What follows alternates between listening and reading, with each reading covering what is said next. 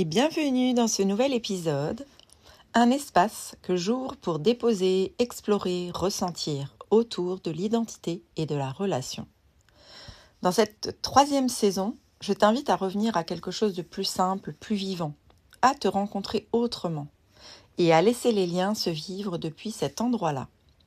Aujourd'hui, on va venir questionner un point très présent dans le design humain, cette idée de comprendre qui l'on est et voir ensemble ce qui se passe quand on commence plutôt à se vivre.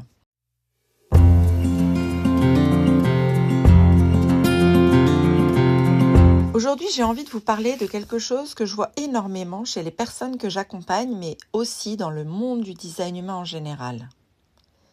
C'est cette sensation de bien comprendre, mais de ne pas réussir à vivre ce qu'on comprend.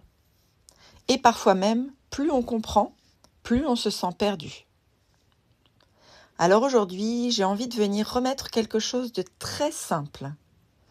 Le design humain n'est pas là pour que tu comprennes.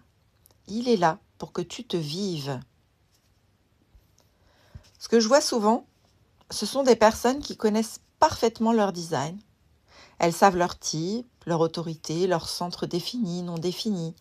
Elles savent ce qu'elles devraient faire. Mais dans leur quotidien, ça ne circule pas. Je vous donne quelques images concrètes. Un générateur qui sait qu'il doit attendre de répondre à la vie, mais qui continue à dire oui avec sa tête. Un projecteur qui sait qu'il doit attendre l'invitation, mais qui se met en avant, qui force, qui s'épuise. Un manifesteur qui sait qu'il est là pour initier, mais qui se retient, qui doute, qui attend la validation. Et ce n'est pas parce qu'ils ne savent pas, c'est parce qu'ils essaient de bien faire leur design. Et ça, c'est encore le mental. Et je pense à une femme que j'ai accompagnée récemment. Elle était face à une décision très importante dans sa vie. Quelque chose qui avait un vrai impact. Et surtout, un timing serré. Elle devait choisir vite. Et elle avait très peur de se tromper. Alors forcément, son mental tournait en boucle. Elle analysait tout. Les options, les conséquences, les scénarios possibles. Et plus elle réfléchissait, plus elle doutait. Et plus elle doutait, plus elle essayait de réfléchir. Et à un moment, on a arrêté. On a arrêté de chercher la bonne réponse. Et je l'ai ramené à quelque chose de très simple. Son corps. Parce que dans son design, son autorité est splénique. Donc, ce n'est pas quelque chose qui se réfléchit. C'est quelque chose qui se sent dans l'instant. Alors, on a fait un exercice très concret. Je lui ai proposé de se poser, de respirer et de revenir sentir. Pas analyser, pas projeter, juste sentir. Et au début, il y avait encore un peu de mental, des hésitations, des oui mais. Et puis petit à petit, quelque chose s'est posé. Et dans cet espace-là, son corps a répondu. Très simplement, sans argument, sans justification, juste une évidence. Et là, il n'y avait plus aucun doute. Elle était presque surprise, voire émue, comme si elle découvrait que quelque chose en elle savait déjà. Et surtout, que ça avait toujours été là. Et ça, c'est exactement vivre son design. Ce n'est pas trouver la bonne réponse, c'est arrêter de chercher au mauvais endroit. Le mental adore le design humain, parce qu'il peut s'en servir comme d'un nouveau cadre, une nouvelle manière de contrôler, une nouvelle manière de faire juste, de faire parfait. Mais le design humain n'est pas fait pour être contrôlé, il est fait pour être vécu.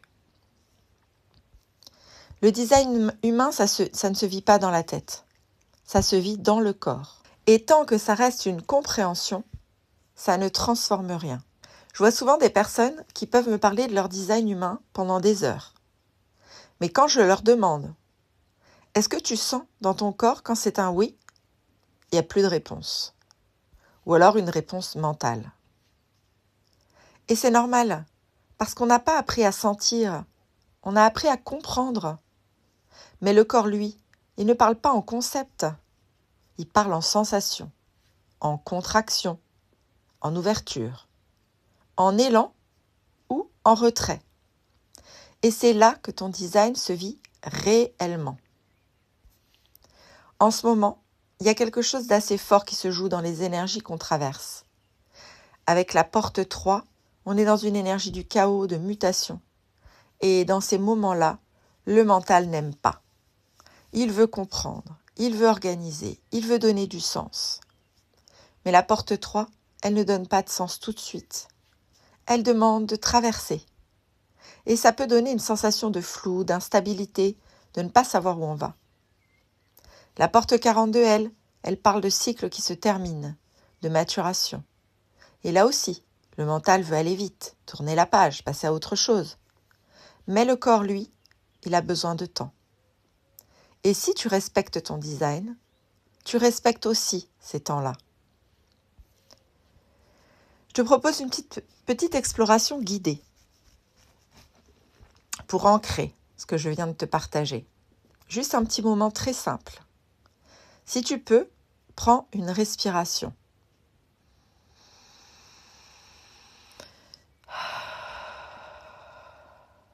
Et pose-toi cette question. Est-ce que là, maintenant, à cet instant, tu es dans ta tête ou dans ton corps? Et sans chercher à répondre, observe. Est-ce qu'il y a de la tension, de l'agitation? Ou au contraire, un peu plus d'espace? Et peut-être que juste revenir là, c'est déjà vivre ton design. Peut-être que tu n'as pas besoin de comprendre plus. Peut-être que tu as juste besoin de revenir à quelque chose de beaucoup plus simple. Ressentir, respirer et laisser faire. Et arrêter d'essayer d'être aligné. Parce que l'alignement, ce n'est pas quelque chose que tu fais ou que tu décides. C'est quelque chose qui apparaît naturellement quand tu arrêtes de forcer. Le design humain, ce n'est pas un système, c'est du vivant. Et le vivant ne se comprend pas, il se vit. Voilà, j'espère que ce podcast t'aura plu, t'aura apporté peut-être quelques prises de conscience. Et moi, je te dis à bientôt pour un nouvel épisode.